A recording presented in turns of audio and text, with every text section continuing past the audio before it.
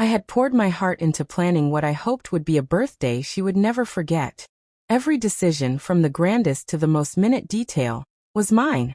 The concept, the aesthetics, the ambience, none of it was outsourced.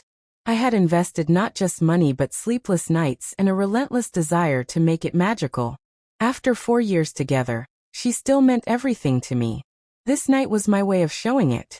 The celebration took place atop a stunning rooftop in the heart of the city, with an awe-inspiring skyline as our backdrop. No expense had been spared. I had arranged for an elaborate 5-tier cake that combined her favorite flavors, rich chocolate and soft vanilla, alongside a champagne tower that sparkled under the soft, ambient glow. I had strung the space with fairy lights and imported rare flowers she'd once dreamed of having in her wedding bouquet. It cost a small fortune, but I never thought twice. This night was meant to orbit around her, to make her feel like the center of the universe. Dressed in my sharpest suit, I watched her drift through the crowd, 60 guests of friends, family, and familiar faces from our shared past. She looked radiant in the gown we'd chosen together months earlier, her hair catching the light with each graceful turn. I was bone-tired from the effort, but seeing her shine filled me with a quiet kind of fulfillment. This, I believed, was love, giving fully, unreservedly to her happiness. Then she stepped forward to speak. When she picked up the microphone, I expected a heartfelt message, maybe a few words of appreciation for what I had put together. But instead, she lifted her glass and began to speak about someone else, Damon Rivera. Her colleague, a name I'd only heard in passing. She called him her compass, her steady rock during hard times. My smile faltered, a slow chill spreading across my chest. I waited, hoping she would acknowledge me next. But she didn't. She continued, and her words spun around Damon like a dance, not even pausing to include me. Then came the final sting. She turned to me, flashing a mischievous grin, and handed me a small gift bag. "For you, my love," she said in a syrupy tone that seemed to mock more than charm. The room chuckled, entertained by her playful delivery. I opened it, expecting maybe a tie, or something symbolic, a gift with meaning.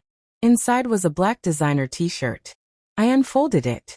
The word divorced stared back at me in bold, white letters. Laughter erupted.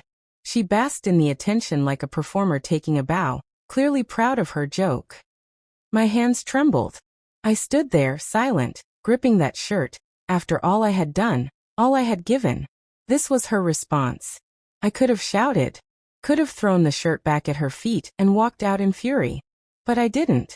I quietly set the bag down, reached into my pocket, and pulled out the real gift I'd brought. A Cartier bracelet, gold and elegant. I laid it by the cake, visible to everyone, a symbol of everything I had given. And then I left. The air outside was crisp, biting. I didn't stop walking. The laughter and music behind me faded into nothing. Each step echoed, louder in my ears than the one before. I didn't know where I was headed. But I knew one thing, I was done. With her. With the charade. That shirt wasn't a joke, it was her truth, spoken in front of everyone. And I wouldn't stand there and play along anymore. I'd been finding my own footing lately, working with Sasha and Omar on a tech startup. It was something fresh, something real, something mine. I was finally becoming someone outside of her husband. An hour after I walked out, Mark messaged me. Damon had quit his job. She was struggling at the office. The man she once leaned on was gone. And she, it seemed, was unraveling. I didn't feel victorious. But I didn't feel pity either. I had moved on. Back at my desk, I stared at spreadsheets, their numbers momentarily blurring before I refocused. Work had become my constant, my stability. The next day Lisa, a mutual friend I hadn't fully cut off, called. Her voice was hesitant. She wasn't sure if I'd want to know. But she told me anyway. My wife's podcast, her newest venture, had bombed after one episode. The feedback was brutal. I listened, driving through the city lights, her words washing over me. Lisa mentioned that my wife was desperately trying to salvage her online brand, throwing out posts and updates, clinging to relevance.